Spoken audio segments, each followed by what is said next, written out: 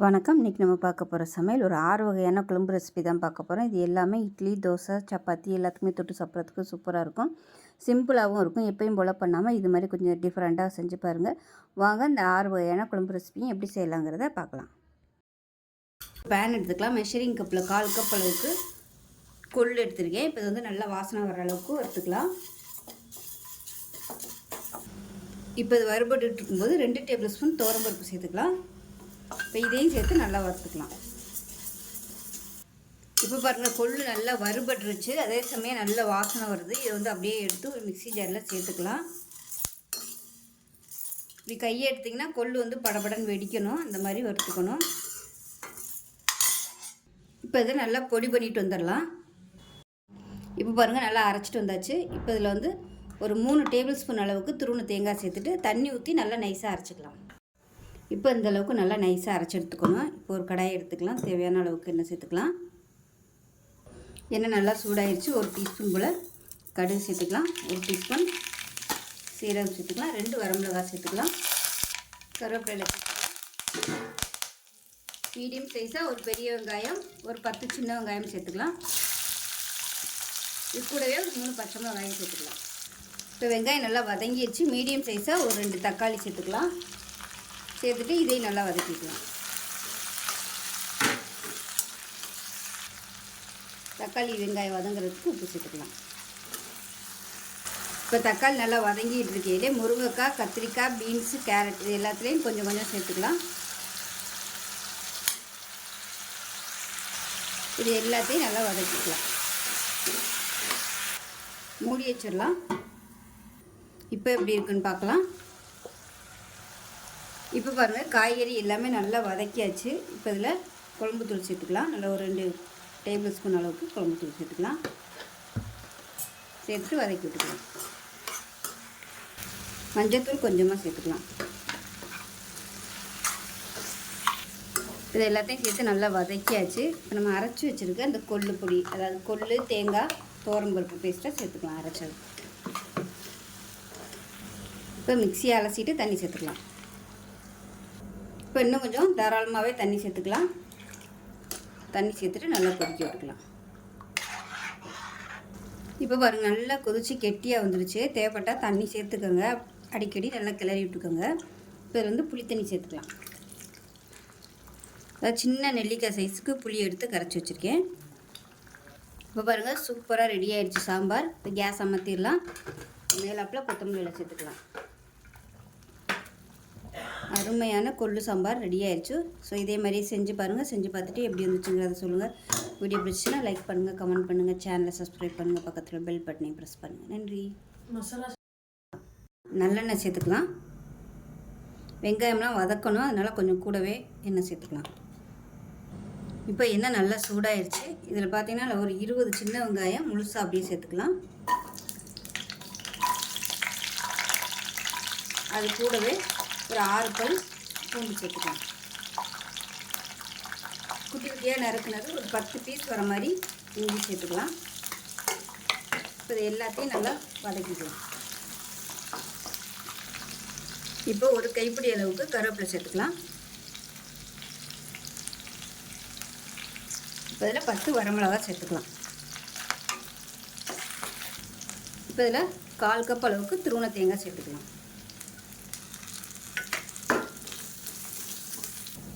இப்போ தேங்காய் சேர்த்து நல்லா வதக்கியாச்சு. 1 டேபிள் ஸ்பூன் தனியாத்தூள் சேர்த்துக்கலாம். அதே மாதிரி 1 டேபிள் ஸ்பூன் குழம்பு மிளகாத்தூள் சேர்த்துக்கலாம்.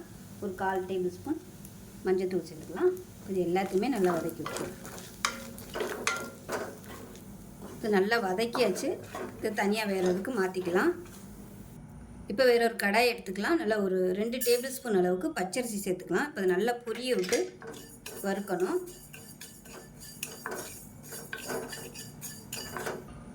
இப்போ பாருங்கள், அரிசி நல்லா வறுபட்டுருச்சு. இந்த அளவுக்கு நல்லா செவந்து வரணும். அப்படியே நல்லா அப்படியே பொரிய ஆரம்பிக்கும். அந்த அளவுக்கு வறுத்துக்கணும். அப்போ தான் டேஸ்ட்டாக இருக்கும். இப்போ நல்லா பொரிய ஆரம்பிச்சிருச்சு. வேறு பிளேட்டுக்கு மாற்றிக்கலாம். இப்போ இதில் ஒரு 1/2 டேபிள் ஸ்பூன் அளவுக்கு சீரகம் சேர்த்துக்கலாம். அதே போல் ஒரு 1/4 டேபிள் ஸ்பூன் அளவுக்கு மிளகு சேர்த்துக்கலாம். நல்லா பொரிய விட்டுக்கலாம். இப்போ நல்லா படபடன்னு பொரியுது. இதையும் வேறு பிளேட்டுக்கு மாற்றிக்கலாம். இப்போ இது கூடவே ஒரு 3 கிராம்பு, ஒரு சின்ன துண்டு பட்டை சேர்த்துக்கலாம், 2 ஏலக்காய் சேர்த்துக்கலாம்.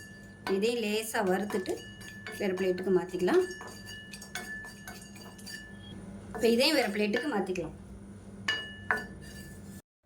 இப்போ நம்ம வறுத்தது எல்லாத்தையுமே ஒரு மிக்ஸி ஜாரில் சேர்த்துட்டு இப்போ இதையும் தண்ணி ஊற்றி நல்லா நைஸாக அரைச்சிட்டு பார்க்கலாம். இப்போ ஒரு குக்கர் எடுத்துக்கலாம். தேவையான அளவுக்கு நல்லெண்ணெய் சேர்த்துக்கலாம். எண்ணெய் சூடானது 1 டீஸ்பூன் போல் சோம்பு சேர்த்துக்கலாம். கொஞ்சமாக கருவேப்பிலை சேர்த்துக்கலாம்.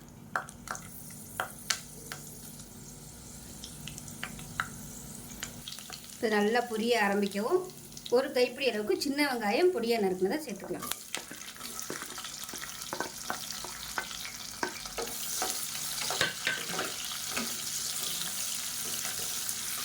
இப்போ வெங்காயம் நல்லா வதங்கிடுச்சு. இந்த ஸ்டேஜில் மீடியம் சைஸாக 2 தக்காளி சேர்த்துக்கலாம். இப்போ நல்லா மசிஞ்சு வர அளவுக்கு வதக்கிக்கலாம். இப்போ தக்காளி ஓரளவுக்கு நல்லா வதங்கிடுச்சு. நம்ம அரைச்சி வச்சுருக்க அந்த மசாலா பேஸ்ட்டை சேர்த்துக்கலாம்.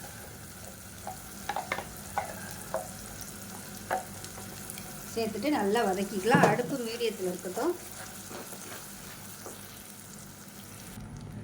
இப்போ பாருங்கள், மசாலா நல்லா வதக்கியாச்சு. இப்போ இதில் மெஷரிங் கப்பில் நல்லா 2 கப் அளவுக்கு பச்சை பயிறு எடுத்துருக்கேன், ஊற வச்சுட்டு சேர்த்துக்குவேன். இப்போ இதையும் சேர்த்து நல்லா வதக்கிக்கலாம். நீங்கள் இதை வந்து முளைக்கட்டி கூட சேர்த்துக்கலாம். இப்போ நம்ம மிக்சியிலேருந்து அலசினா தண்ணியை கொஞ்சமாக சேர்த்துக்கலாம். இப்போ இதில் தண்ணி சேர்த்துக்கலாம். நான் வந்து நல்லா சூடான தண்ணி சேர்த்துக்கிறேன். குழம்பு வந்து உங்களுக்கு எவ்வளோ திக்னஸ் வேணுமோ அதுக்கு தகுந்த மாதிரி சேர்த்துக்கோங்க. இப்போ கலந்து விட்டுட்டு உப்பு சேர்த்துக்கலாம்.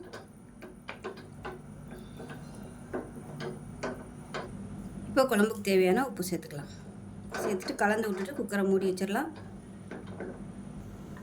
குக்கரை மூடி வச்சுட்டு நல்லா ஒரு 3 விசில் விட்டுக்கலாம். 3 விசில் விட்டுட்டு ஸ்டீம் போனதுக்கப்புறம் பார்க்கலாம். இப்போ விசில் விட்டு ஸ்டீம்லாம் இறங்கிடுச்சு. எப்படி இருக்குன்னு பார்க்கலாம். பாருங்கள், பார்க்கவே அவ்வளோ சூப்பராக இருக்குது. அதை நல்லா மிக்ஸ் பண்ணி விட்டுக்கலாம். குக்கரில் வைக்கும்போது பருப்பு நல்லா சாஃப்டாக வெந்துடும். டேஸ்ட் நல்லா அட்டகாசமாக இருக்கும். இது சப்பாத்திக்கெலாம் கூட நீங்கள் இந்த மாதிரி தொட்டுக்கலாம். ரொம்ப ஆறுச்சுன்னா சுடுதண்ணி ஊற்றி, அதாவது ரொம்ப கெட்டியாகிடுச்சுன்னா சுடுதண்ணி ஊற்றி நீங்கள் உங்களுக்கு எவ்வளோ தூரம் தண்ணியாக வேணுமோ அந்தளவுக்கு நீங்கள் வச்சுக்கலாம். இந்த மாதிரி சாதத்தில் போட்டு பரட்டி சாப்பிடையில இந்த மாதிரி வச்சிங்கன்னா சூப்பராக இருக்கும். டேஸ்ட்டு அட்டகாசமாக இருக்கும். ஸோ நல்லா ஆரோக்கியமான பச்சை பயிறு குழம்பு ரெடியாகிடுச்சு. ஸோ இதே மாதிரியே செஞ்சு பாருங்கள். செஞ்சு பார்த்துட்டு எப்படி வந்துச்சுங்கிறத சொல்லுங்கள். வீடியோ பிடிச்சிச்சுன்னா லைக் பண்ணுங்கள், கமெண்ட் பண்ணுங்கள், சேனலை சப்ஸ்கிரைப் பண்ணுங்கள், பக்கத்தில் பெல் பட்டனையும் ப்ரெஸ் பண்ணுங்கள். நன்றி. மிக்ஸி ஜார் எடுத்துக்கலாம். இதில் வந்து 2 பச்சை மிளகாயை உடச்சிட்டு சேர்த்துக்கலாம். இது கூடவே ஒரு 3 பல் பூண்டு சேர்த்துக்கலாம். சின்ன பீஸாக ஒரு 5-6 பீஸ் வர மாதிரி இஞ்சி சேர்த்துக்கலாம். ஒரு 2 டேபிள் ஸ்பூன் வர மாதிரி பெரிய வெங்காயம் நல்லா எண்ணெயில் போட்டு வறுத்து வச்சுருக்கேன், இதை சேர்த்துக்கலாம். இப்போ இது எல்லாத்தையுமே நல்லா நைஸாக அரைச்சிக்கலாம். இப்போ ஒரு பவுல் எடுத்துக்கலாம். இதில் பார்த்தீங்கன்னா ஒரு 1/4 கிலோ அளவுக்கு சிக்கன் எடுத்திருக்கேன், இதை சேர்த்துக்கலாம். இப்போ இந்த சிக்கனில் ஒரு 1/4 டீஸ்பூன் போல் மஞ்சள்தூள் சேர்த்துக்கலாம். அதில் 1/2 டீஸ்பூன் போல் தனியாத்தூள், அதே மாதிரி காரத்துக்கு தேவையான அளவுக்கு 3/4 டேபிள் ஸ்பூன் அளவுக்கு மிளகாத்தூள், 1/4 டேபிள் ஸ்பூன் உப்பு சேர்த்துக்கலாம். இது கூடவே 1/4 டேபிள் ஸ்பூன் மிளகுத்தூள் சேர்த்துக்கலாம். 1/4 டேபிள் ஸ்பூன் கரம் மசாலா சேர்த்துக்கலாம். இது கூடவே நல்லா ஒரு 2 டேபிள் ஸ்பூன் வர மாதிரி தயிர் சேர்த்துக்கலாம். இப்போ இது கூடவே நம்ம அரைச்சி வச்சுருந்து இந்த மசாலாவையும் சேர்த்துக்கலாம். மிக்சியில் அரைச்சி அந்த வெங்காயம், இஞ்சி, பூண்டு, பச்சை மிளகாய் பேஸ்ட்டை சேர்த்துக்கலாம். இப்போ மிக்சியை அலசிட்டு கொஞ்சமாக தண்ணி சேர்த்துக்கலாம். இப்போ இது எல்லாத்தையுமே நல்லா பிசைஞ்சு விட்டுக்கலாம்.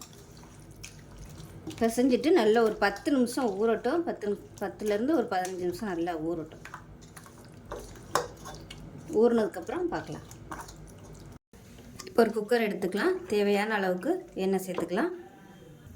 எண்ணெய் நல்லா சூடானதும் நம்ம ஊற வச்சு வச்சுருக்கிற இந்த சிக்கனை அப்படியே சேர்த்துக்கலாம்.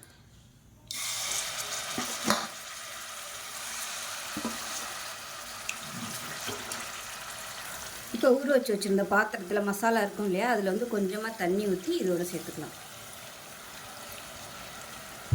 இதை நல்லா மிக்ஸ் பண்ணி விட்டுக்கலாம். மிக்ஸ் பண்ணி விட்டுட்டு உப்பு செக் பண்ணி பார்த்துக்கோங்க எப்படி இருக்குன்னு.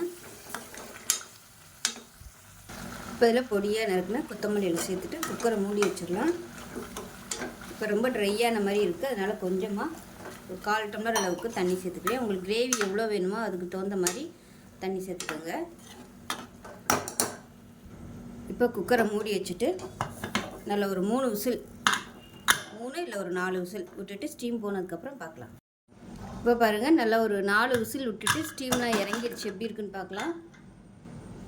பாருங்கள், திரட்டையிலே வாசனை சூப்பராக இருக்குது, கரெக்டாக இருக்குது பாருங்கள். இதை விட உங்களுக்கு இன்னும் நல்லா கெட்டியாக வேணும்னு நினச்சிங்கன்னா தண்ணியை கம்மியாக ஊற்றிக்கோங்க. இல்லைன்னா கேஸ் ஆன் பண்ணிவிட்டு நல்லா வற்ற விட்டுக்கலாம். இது வந்து இட்லி, தோசை, சாதம் எல்லாத்துக்குமே சூப்பராக இருக்கும். செஞ்சு பாருங்கள். செஞ்சு பார்த்துட்டு எப்படி இருந்துச்சுங்கிறத சொல்லுங்கள். வீடியோ பிடிச்சிச்சின்னா லைக் பண்ணுங்கள், கமெண்ட் பண்ணுங்கள், சேனலை சப்ஸ்கிரைப் பண்ணுங்கள், பக்கத்தில் பெல் பட்டனையும் ப்ரெஸ் பண்ணுங்கள். நன்றி. மிக்ஸி ஜார் எடுத்துக்கலாம். 1 டேபிள் ஸ்பூன் துவரம்பருப்பு ஊற வச்சதை சேர்த்துக்கலாம். நல்லா ஒரு 15 நிமிஷம் ஊற வச்சு வச்சுருக்கேன். அதே மாதிரி 1 டேபிள் ஸ்பூன் பச்சரிசி, அதுவும் நல்லா ஒரு 15 நிமிஷம் ஊற வச்சு வச்சுருக்கேன், அதையும் சேர்த்துக்கலாம். இது கூடவே 1/2 டேபிள் ஸ்பூன் வர கொத்தமல்லி, அதாவது தனியா விதை, அதையும் சேர்த்துக்கலாம். ஊற வச்சு தான் சேர்த்துருக்கேன். இது கூடவே 2 பச்சை மிளகா, காரம் எவ்வளோ தேவையோ உங்களுக்கு எவ்வளோ பிடிக்குமோ அதுக்கு தகுந்த மாதிரி சேர்த்துக்கோங்க. 1 டீஸ்பூன் போல் சீரகம், ஒரு 5 சின்ன வெங்காயம் சேர்த்துக்கலாம். இது கூடவே 1/4 மூடி அளவுக்கு துருவன தேங்காய் சேர்த்துக்கலாம். தண்ணி ஊற்றி நல்லா நைஸாக அரைச்சிட்டு பார்க்கலாம். இது கூடவே 3 பீஸ் வர மாதிரி இஞ்சி சேர்த்துக்கலாம், சொல்ல மறந்துட்டேன். இப்போ இதையும் சேர்த்து அரைச்சிட்டு பார்க்கலாம்.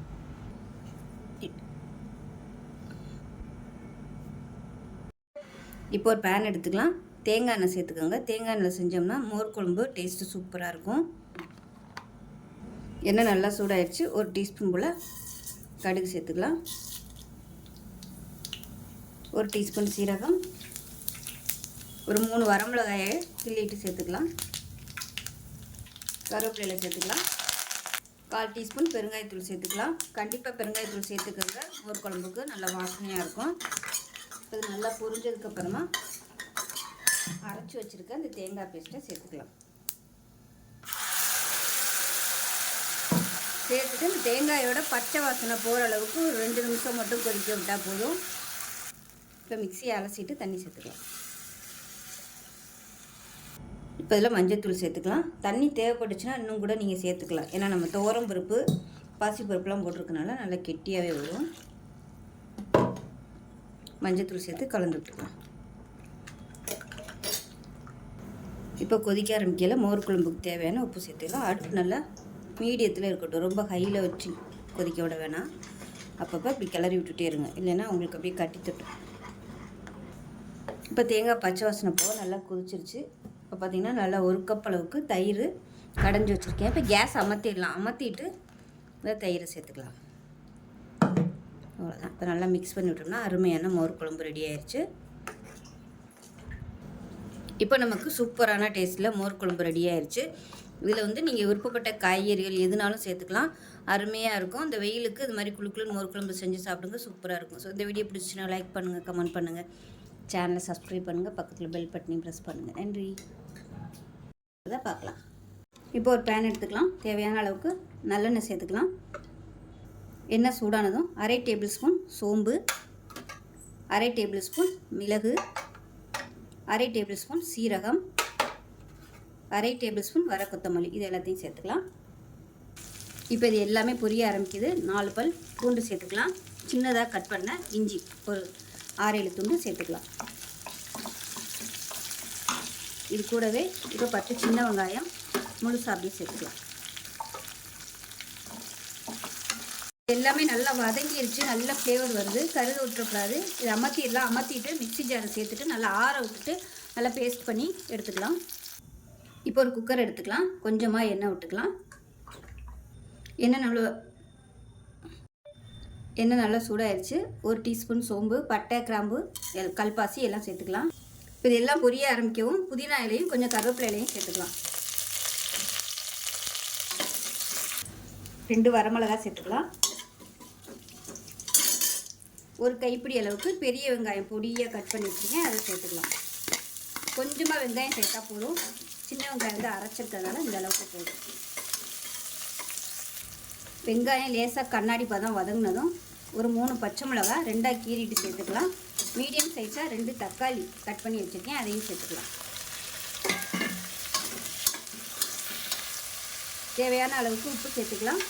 மஞ்சள்தூள் நல்லா ஒரு 1.5 டீஸ்பூன் அளவுக்கு சேர்த்துக்கலாம். சூப்புக்கு மஞ்சள்தூள் வந்து அதிகமாக சேர்த்திங்கன்னா தான் நல்லது.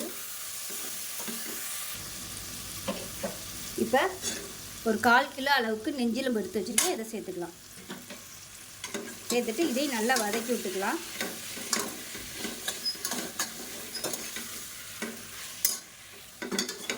இப்போ மட்டன் நல்லா வதக்கியாச்சு. இப்போ நம்ம அரைச்சி வச்சுருக்கிற இந்த பேஸ்ட்டை சேர்த்துக்கலாம். பேஸ்ட்டை சேர்த்து ஒரு 2 நிமிஷம் நல்லா வதக்கி விட்டுக்கலாம்.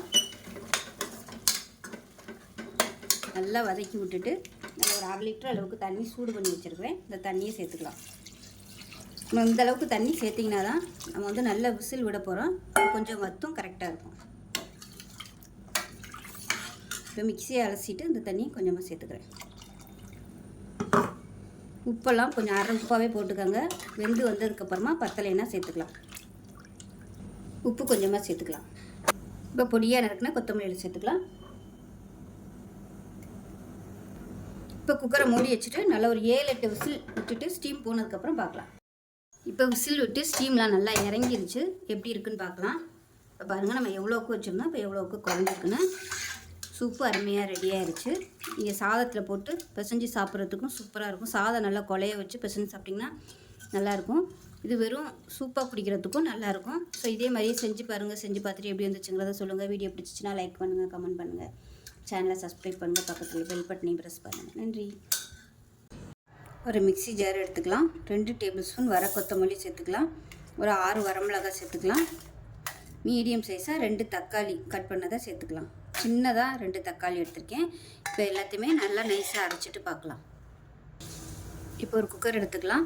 1/2 கப் அளவுக்கு துவரம்பருப்பு சேர்த்துருக்கேன். இப்போ இதை நல்லா கழுவிட்டு வந்துட்டு பார்க்கலாம். இப்போ இதில் 3 பச்சை மிளகா சேர்த்துக்கலாம். 3 பூண்டு பல் சேர்த்துக்கலாம். நல்லா ஒரு கை அளவுக்கு சின்ன வெங்காயம் சேர்த்துக்கலாம். சேர்த்துட்டு இப்போ இதை சேர்த்துட்டு ஒரு 5 டம்ளர் அளவுக்கு தண்ணி சேர்த்துக்கலாம். இப்போ இதில் கொஞ்சமாக மஞ்சள்தூள் சேர்த்துக்கலாம். ஒரு 2-3 சொட்டு எண்ணெய் விட்டுக்கலாம். இப்போ குக்கரை மூடி வச்சுட்டு நல்லா ஒரு 4-5 விசில் விட்டுட்டு ஸ்டீம் போனதுக்கப்புறம் பார்க்கலாம். இப்போ பருப்பு எப்படி இருக்குன்னு பார்க்கலாம். இப்போ இது வந்து ஒரு மேஷர் வச்சு நல்லா மசிச்சு விட்டுக்கலாம். ஸோ எல்லாமே கரைஞ்சி வர அளவுக்கு மசிச்சு விட்டுக்கலாம்.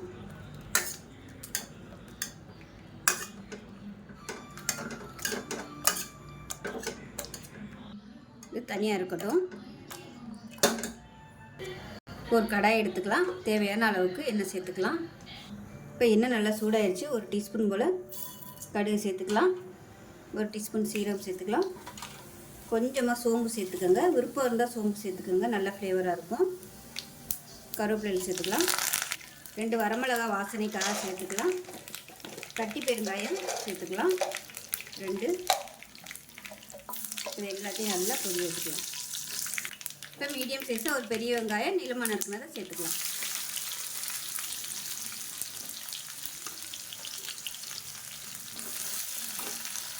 வெங்காயம் நல்லா வதங்கிடுச்சு. நம்ம அரைச்சி வச்சுருக்க இந்த தக்காளி வரமிளகாய் பேஸ்ட்டை சேர்த்துக்கலாம். சேர்த்துட்டு நல்லா வதக்கி விட்டுக்கலாம். இப்போ மசாலா நல்லா வதங்கிடுச்சு. நல்லா ஒரு 2 டீஸ்பூன் அளவுக்கு சாம்பார் தூள் சேர்த்துக்கலாம். இதையும் சேர்த்து நல்லா வதக்கி விட்டுக்கலாம்.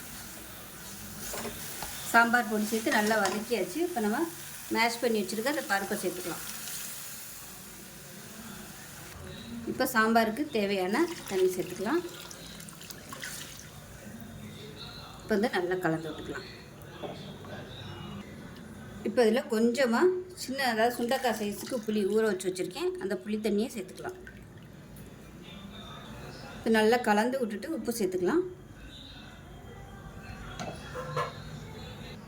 கொஞ்சமாக உப்பு சேர்த்துக்கலாம். இது நல்லா கொதிக்கட்டும். இப்போ பாருங்கள், சாம்பார் நல்லா கொதிச்சு நல்லா திக்காயிடுச்சு. இப்போ லாஸ்ட்டாக கொத்தமல்லியில் சேர்த்துட்டு அமர்த்திடலாம். அவ்வளோ சூப்பரான டிஃபன் சாம்பார் ரெடி ஆயிடுச்சு. ஊத்தப்பம், இட்லி, தோசை எல்லாத்துக்குமே அருமையாக இருக்கும். நல்லா ஹோட்டல் ஸ்டைலில் இருக்கும். செஞ்சு பாருங்கள். செஞ்சு பார்த்துட்டு எப்படி வந்துச்சுங்கிறத சொல்லுங்கள். வீடியோ பிடிச்சின்னா லைக் பண்ணுங்கள், கமெண்ட் பண்ணுங்கள், சேனலை சப்ஸ்கிரைப் பண்ணுங்கள், பக்கத்தில் பெல் பட்டனை ப்ரெஸ் பண்ணுங்கள். நன்றி. ஒரு கடாய் எடுத்துக்கலாம். 1 டீஸ்பூன் வெந்தயம் சேர்த்துக்கலாம். 2 டீஸ்பூன் கடுகு சேர்த்துக்கலாம். இப்போ நல்லா வறுத்துக்கலாம். இப்போ பாருங்கள் சார், நல்லா செவந்து வந்துருச்சு. கடுகு வெடிக்க ஆரம்பிக்குது. இதில் 1 டீஸ்பூன் போல் சீரகம் சேர்த்துக்கலாம். சீரகம் சீக்கிரமாகவே வறுபட்டுறதுனால கடைசியாக சேர்த்துக்கலாம். இப்போ நல்ல ஒரு வாசனை வருது. இந்த ஸ்டேஜில் கேஸ் அமர்த்திட்டு இதை மிக்ஸி ஜாரில் சேர்த்து நல்லா பொடி பண்ணி எடுத்து வச்சுக்கலாம்.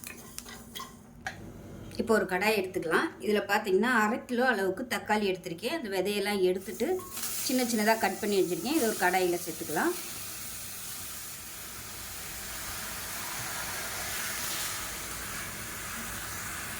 இப்போ இந்த தக்காளிக்கு தேவையான உப்பு சேர்த்துக்கலாம். சீக்கிரமாகவே வதங்கிடும். இப்போ இந்த ஸ்டேஜில் பார்த்தீங்கன்னா சின்ன லெமன் சைஸுக்கு புளி எடுத்திருக்கேன். அந்த விதை நார் எல்லாத்தையுமே எடுத்துகிட்டு இந்த மாதிரி சின்ன சின்னதாக கட் பண்ணி சேர்த்துக்கோங்க. இப்போ இதையும் சேர்த்து நல்லா வதக்கிக்கலாம். இப்போ பாருங்கள், தக்காளியில் தண்ணி எல்லாமே நல்லா வதங்கிருச்சு, வத்திருச்சு. இது அமர்த்திடலாம். நல்லா ஆறுனதுக்கப்புறமா பார்க்கலாம். இப்போ ஒரு மிக்ஸி ஜார் எடுத்துக்கலாம். நம்ம வறுத்து வச்சுருந்த இந்த வெந்தயம், சீரகம், கடுகு இது 3 ஒரு மிக்ஸி ஜாரில் சேர்த்துட்டு இதை வந்து ஃபஸ்ட்டு பொடி பண்ணிக்கலாம். இப்போ பாருங்கள், இந்த அளவுக்கு நல்லா பொடி பண்ணியாச்சு. இப்போ நம்ம வதக்கி வச்சுருக்க இந்த தக்காளி வந்து இது கூட சேர்த்துக்கலாம். சேர்த்துட்டு நல்லா அரைச்சிக்கலாம். தண்ணி ஊற்ற வேணாம். இப்போ அரைச்சிட்டு பார்க்கலாம். இப்போ பேன் எடுத்துக்கலாம். பேன் சூடாயிருச்சு. தாராளமாக நல்லெண்ணெய் சேர்த்துக்கலாம். இது நம்ம வந்து ஒரு 2 வாரம் 3 வாரம் வச்சு சாப்பிட்றதுனால எண்ணெய் நிறையா இருந்தால் தான் உங்களுக்கு கெட்டு போகாது. எண்ணெய் மேலாப்பில் மிதந்து நிற்கணும். அப்படியே அந்த மாதிரி இருந்துச்சுன்னா தான் உங்களுக்கு தொக்கு நீங்கள் வெளியில் வச்சுருந்தாலும் கெட்டு போகாது. இப்போ எண்ணெய் நல்லா சூடாயிருச்சு. நல்லா 1 டேபிள் ஸ்பூன் அளவுக்கு கடுகு சேர்த்துக்கலாம். அதே மாதிரி 1 டேபிள் ஸ்பூன் அளவுக்கு உளுந்து சேர்த்துக்கலாம். பெருங்காயம் 1 டீஸ்பூன் கூட சேர்த்துக்கலாம். கருவேப்பிலை சேர்த்துக்கலாம். இப்போ இதில் ஒரு 4 வரமிளகாயை சேர்த்துக்கலாம். இப்போ இதில் நம்ம அரைச்சி வச்சுருக்க அந்த தக்காளி பேஸ்ட்டை சேர்த்துக்கலாம். இப்போ இதில் நல்லா ஒரு 4 டேபிள் ஸ்பூன் அளவுக்கு மிளகாத்தூள் சேர்த்துக்கலாம். 1/4 டீஸ்பூன் போல் மஞ்சள்தூள் சேர்த்துக்கலாம். இப்போ இதில் காஷ்மீரி மிளகாத்தூள் நல்லா 1 டீஸ்பூன் போல் சேர்த்துக்கலாம். இது வெறும் கலருக்காக மட்டும்தான். இப்போ இது எல்லாத்தையும் நல்லா கலந்து விட்டுட்டு அடுப்பை மீடியமான ஃப்ளேமில் வச்சிடணும். இந்த தக்காளி நல்லா கொதித்து மிளகாத்தூளோட பச்சை வாசனையெல்லாம் போய் அப்படியே நம்ம ஊற்றின எண்ணெய் எல்லாமே மேலே மிதந்து நிற்கும். அந்தளவுக்கு நல்லா கொதிக்க விட்டுக்கணும். நல்லா மூடி போட்டு வச்சுருங்க. ஏன்னா வெளியில் எல்லா இடமும் தெரிக்கும். இப்போ எல்லாத்தையும் நல்லா கலந்தாச்சு. உப்பு ஏற்கனவே போட்டிருக்கேன். லாஸ்ட்டாக வற்றி வந்ததுக்கப்புறமா நம்ம சேர்த்துக்கலாம். இப்போ மூடி போட்டு மூடிடலாம். இடையில நல்லா கிளறி விட்டுக்கலாம். பாருங்கள் எப்படி இருக்குன்னு பார்க்கலாம். இப்போ நம்ம ஊற்றின எண்ணெயெல்லாம் வெளியே வந்துருச்சு. இப்போ நல்லா 1 டேபிள் ஸ்பூன் அளவுக்கு நாட்டு சர்க்கரை சேர்த்துக்கலாம். இது வந்து இனிப்பு, புளிப்பு, காரம் எல்லாத்தையுமே நல்லா பேலன்ஸ் பண்ணி கொடுக்கும். மிக்ஸ் பண்ணி விட்டுடலாம். மிக்ஸ் பண்ணி விட்டுட்டு அமர்த்திடலாம். அவ்வளோதான். இப்போ இந்தளவுக்கு எண்ணெய் வெளியே வரணும். அது ஆறுச்சுன்னா இன்னுமே உங்களுக்கு அந்த எண்ணெய் ஃபுல்லாக வெளியில் வந்துடும். அவ்வளோதான். இந்த மாதிரி செஞ்சு ஸ்டோர் பண்ணி வச்சுட்டிங்கன்னா சாதத்தில் போட்டு பரட்டி சாப்பிட்றதுக்கும் சூப்பராக இருக்கும். தயிர் சாதத்துக்கெலாம் தொட்டு சாப்பிட்றதுக்கு அருமையாக இருக்கும். அந்த எண்ணெயை மட்டும் விட்டுறணும். விட்டுட்டு அந்த கிரேவியை மட்டும் தொட்டு சாப்பிட்ணும். எண்ணெயை வந்து நம்ம வேஸ்ட் பண்ணக்கூடாது. அந்த எண்ணெய் வந்து எந்த அளவுக்கு மேலே லேயர் மாதிரி படியுதோ அந்த அளவுக்கு கெட்டு போகாமல் இருக்கும். அந்த எண்ணெய் இல்லாமல் போயிடுச்சுன்னா உங்களுக்கு ஃபங்கஸ் பிடிக்க ஆரம்பிச்சிடும். அவ்வளோதான். ஸோ இதுக்கு மேலே எண்ணெய் ஊற்றுறதுனால உங்களோட பிரியம். ஸோ சூப்பரான தக்காளி தொக்கு ரெடி ஆயிடுச்சு. நல்லா 1 மாதம் ஆனாலும் கெட்டு போகாது. ஸ்டோர் பண்ணி வச்சோம்னா வெளியில் வச்சுருந்தாலும் கெட்டு போகாது. ஸோ இதே மாதிரியே செஞ்சு பாருங்கள். செஞ்சு பார்த்துட்டு எப்படி இருந்துச்சுங்கிறத சொல்லுங்கள். வீடியோ பிடிச்சுன்னா லைக் பண்ணுங்கள், கமெண்ட் பண்ணுங்கள், சேனலை சப்ஸ்கிரைப் பண்ணுங்கள், பக்கத்தில் பெல் பட்டனையும் ப்ரெஸ் பண்ணுங்கள். நன்றி.